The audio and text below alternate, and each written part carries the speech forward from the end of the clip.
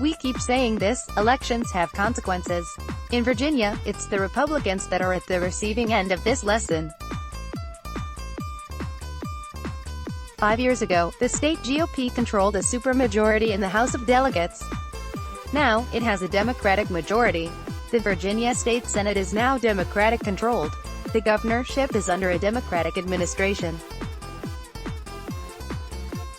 For the first time in 2 decades, there is a unified Democratic government in Richmond, and they're coming after the firearms of law-abiding citizens. There is no goodwill here. Expanded background checks are being pushed to get a database going for eventual confiscation. Heck, you even have some Democrats talking about using the National Guard to take people's guns away. Of course, there have been denials, but this is their end goal.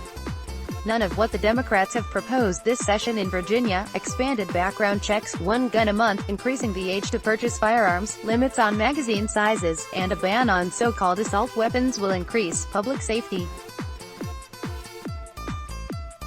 What it to do was send Virginia's December gun sales through the roof. Overall, the state only saw a modest 8.5% increase in gun sales, but after the November elections, well, people panicked, and rightfully so.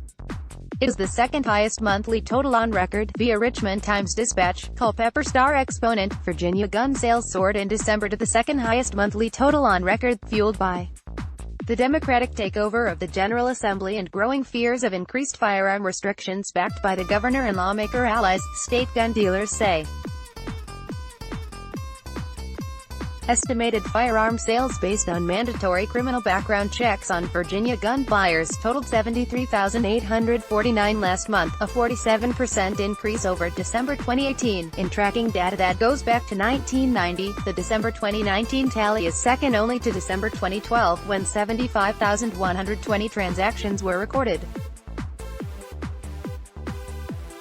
Criminologists say that was triggered by the repeal of the state's 1 handgun per month law and fears of increased gun restrictions following the .14, 2012 shooting at Sandy Hook Elementary School that killed 20 students and 6 adults. If Virginians feel threatened that their rights are being curtailed, they're going to react just the way that you've seen, said Robert Marcus, the principal owner of Bob's Gun Shop in Norfolk, one of the state's largest commercial gun dealers.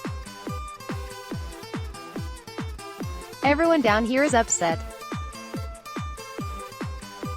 I've never seen more customers antagonized by a situation. Many of the customers are first-time buyers, several Virginia gun dealers said. A lot of people that have never owned a gun think they won't be able to get the style of gun they want if the proposed restrictions become law, so they're buying, said Jerry Cochran, owner of Trader Jerry's, another of Virginia's largest federally licensed firearms dealers.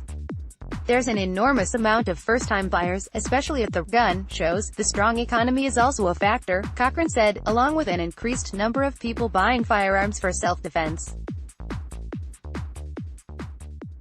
It's just the biggest perfect storm for gun sales that it's ever been. Total gun sales in Virginia in 2019 rose more modestly, up 8.5%, from 446,333 transactions in 2018 to 484,550 last year, according to the Virginia Firearms Transaction Center operated by Virginia State Police. But the monthly numbers saw no significant movement until November, when Democrats won both the House and the Senate, the data shows. Black Friday gun sales on November 29 set a new record, with 5,645 transactions. The previous record of 5,320 was set in 2017. For some businesses, like Spec Drive Tactical in Alexandria, Virginia, they're reporting a 200 to 300% increase in sales. If there is one thing you can say about Democrats when it comes to firearms, they're unintentionally their best sales team. Let's block ads. Why?